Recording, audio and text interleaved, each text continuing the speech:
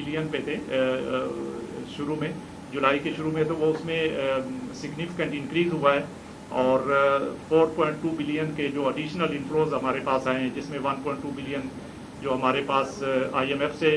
जो ट्रांच आई थी, इसके अलावा 2 बिलियन जो है वो हमारे पास एक बायलैटरल फ्रेंडली कंट्री से आया और 1 बिलियन एक दूसरे कंट्री से आया, तो टोटल 4.2 बिलियन के हमारे पास एडिशनल इनफ्लोज आए हैं और जिसके बाद हमारे रिजर्व जो है वो 8.7 बिलियन पे चले गए थे। तो उसके साथ साथ हमारी जो एक्सटर्नल डेट पेमेंट्स जो ड्यू हो रही थी वो भी हम उनको डेट सर्विसिंग भी करते रहे। आपको पता है कि काफ़ी सारा हमारा डेट जो है वो जुलाई में ड्यू था, तो उस डेट को भी हमने पूरा रीपे किया है और उसमें टोटल कोई अराउंड 1.8 बिलियन की डेट सर्विसिंग हमने जुलाई के महीने में की है, जिसमें के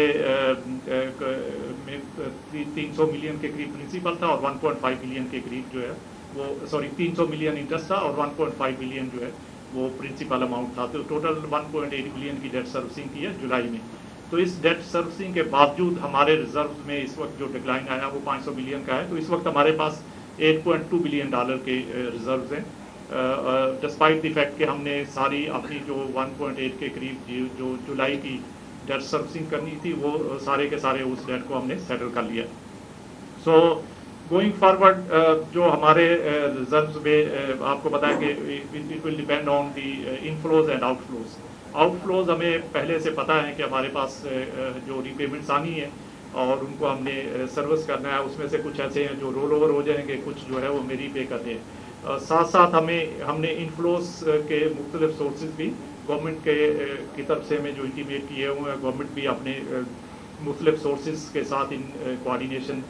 वो एक्सप्लोर कर रहे हैं जहाँ जहाँ से इनफ्लोज आने हैं और उनको एक्सपीडाइट कर रहे हैं। तो उन इनफ्लोज और आउटफ्लोज को अकाउंट फॉर करने के बाद हमारे रिजर्व्स में इंशाल्लाह सिग्निफिकेंट इजाफा होगा,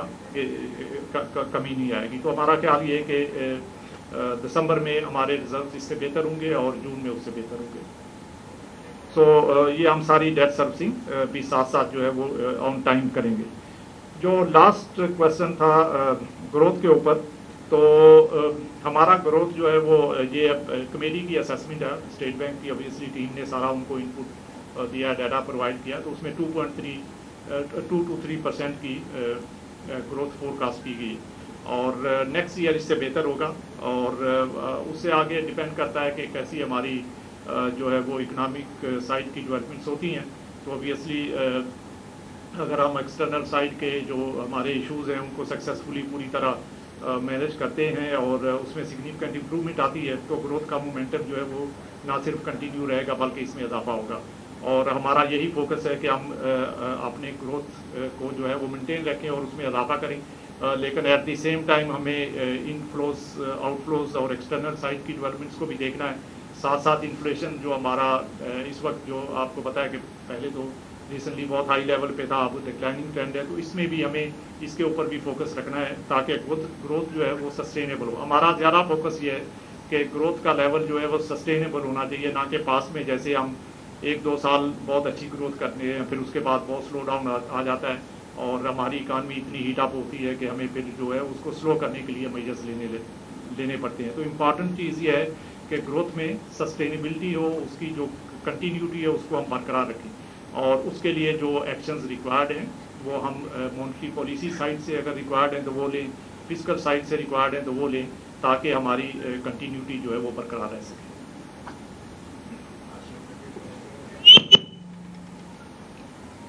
साहब ये बताइएगा कि लास्ट प्रेस कॉन्फ्रेंस में भी कुछ डिस्कशन हुआ था कुछ बैंक्स के हवाले से कि डॉलर मैनिपुलेशन पे। अच्छा, अब सूरत हाल ये है कि अब आपने कहा कि स्टेट बैंक की जानिब से जो है वो इम्पोर्ट पर पाबंदी ख़त्म कर दी गई है, अब ये कस्टमर और बैंक के दरमियान मामला हैं। तो जिन बैंकों पर स्टेट बैंक पहले कुछ नहीं कर सकी उनको आपने इतना बाख्तियार कर दिया है कि जो बिजनेसमैन है वो धक्के खाने पर मजबूर हैं। बहुत सारे बिजनेसमैन, चाहे वो फेडरेशन हो, चैम्बर हो या बड़े बिजनेसमैन हो, वो इस बात पर रो रहे होते हैं कि उनको जो है वो चीज़ें नहीं क्लियर होती जो इम्पोर्ट के हवाले से। लोग अच्छे हैं उनके हवाले से जो है वो फ्यूचर उनकी बेहतर हो जाती है। साथ में ये बता दीजिए कि हुकूमत जाने वाली है, महंगाई के हवाले से बताया गया था कि बढ़ेगी, आप इसमें सर आए नहीं। तो क्या ये हुकूमत ने आज जाते हुए जो है वो जान छुड़ाने वाला काम किया है कि स्टेट बैंक کو جو ہے وہ مانیٹری پالیسی نہیں بڑھانی پڑی ہے, یہ کوئی پولیٹیکل فیصلہ ہے کیونکہ سب تو باہر امید لگائے بیٹھے ہوئے تھے کہ آج بھی شرح سود میں اضافہ ہوگا؟ فی الحال ایسا نا Metro One T V channel sir ایک بات بتائیے کہ یہ جو ڈالرز کے ریٹس کے تھے کہ آپ نے پہلے بھی کہا تھا کہ اوپن مارکیٹ پر بینک میں 1.5% کا جو ہے ڈفرینس ہوگا, لیکن اس وقت ہم اب یہ دیکھ رہے ہیں کہ انٹر بینک میں جو اور اوپن مارکیٹ میں ڈالر میں جو فرق آ رہا ہے وہ تقریباً 4 سے 5 یا 3 سے 4 روپے کا فرق آ رہا ہے. اس کے علاوہ یہ ہے کہ یہ جو آپ نے فیصلہ کیا ہے کہ منی ایکسچینجز سے کہ آپ نے نجی منی ایکسچینجز کو یہ اجازت دی ہے کہ وہ دبئی سے جو ہے وہ یا باہر سے جو ہے وہ ڈالر کو جو ہے وہ امپورٹ کر سکتے ہیں, تو اس کا کیا امپیکٹ کیا پڑے گا؟ کیا آپ سمجھتے ہیں کہ اس سے کیا پاکستان اپنی جو فارن ایکسچینج میں اس میں جو ہے وہ کوئی اسٹیبلٹی آئے گی, یا پھر یہ کہ یہ بھی کوئی سٹے والی کہانی ہوگی کہ ایک سال کے بعد پتہ چلے کہ جناب اس نے یہ فائدہ اٹھا لیا اور فرد نے یہ فائدہ اٹھا لیا, ایک انکوائری کمیٹی بناؤ اور دیکھو کس نے کتنے ڈالر منگائے. تو مطلب یہ کہ کیا ہے صورتحال ہے یہ. اور دوسری بات سر ایک وجہ ہوتا ہے کہ ہمیں تو مسلم ملک ہمیں شرم آنی چاہیے کہ ہم سود پہ بات کرتے ہیں کہ کتنے فیصد سود بڑھے گا اور کتنے فیصد سود نیچے آئے گا, شرم کا ہے ہمارے لیے. لیکن بات وہ یہ ہے کہ کیا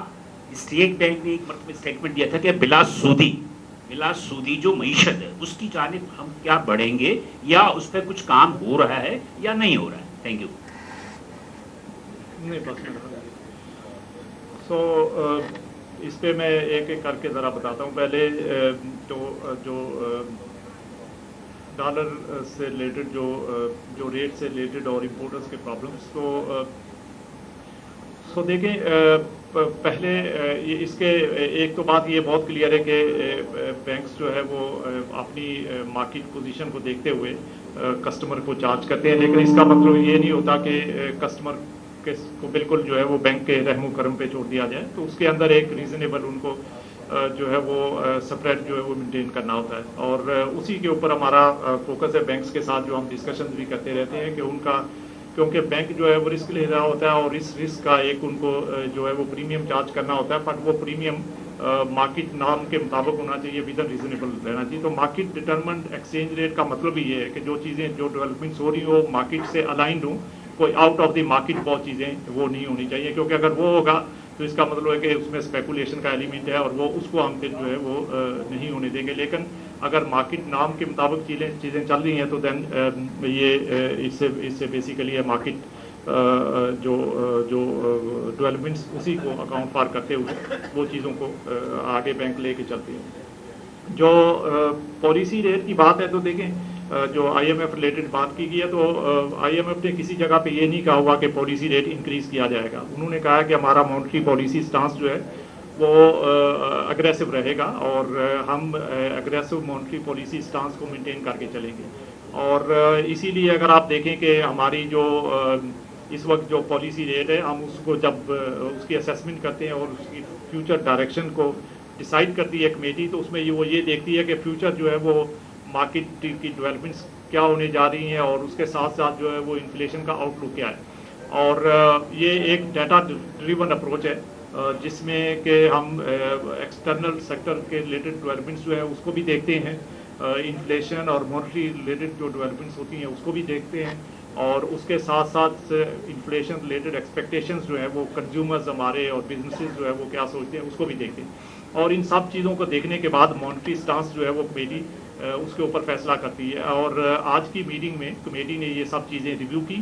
اور اس کے بعد اس نے یہ ڈیسائیڈ کیا کہ فی الحال جو ہمارا مانیٹری سٹانس ہے اور ایگزسٹنگ جو پالیسی ریٹ ہے وہ الائنڈ ہے وتھ دی مارکیٹ فنڈامنٹلس, اور ہمارا سٹانس اس ریٹ پہ اوپر بھی اگریسو مانیٹری سٹانس ہے. اگر ہم اس کو کٹ کرنے کی بات کرتے تو وہ شاید لوزنگ آف مانیٹری سٹانس ہوتا, بٹ کیونکہ ہم نے مینٹین کیا ہوا ہے اور it is already at a very high level of 22%, اور اس میں سب جو مانیٹری پالیسی اور اس سے ریلیٹڈ جو رسکس ہیں ان کو کیپچر کیا گیا ہے. اور اس کے ساتھ ساتھ جو ہے وہ کمیٹی نے ابھی جو recent for instance fiscal side کی یا انرجی سائڈ کے ریلیٹڈ جو گورنمنٹ نے میجرز لیے ہیں اس کو بھی اسیس کیا اور اس کا امپیکٹ بھی اسیس کیا, اور اس کے بعد کمیٹی نے ڈیسائیڈ کیا کہ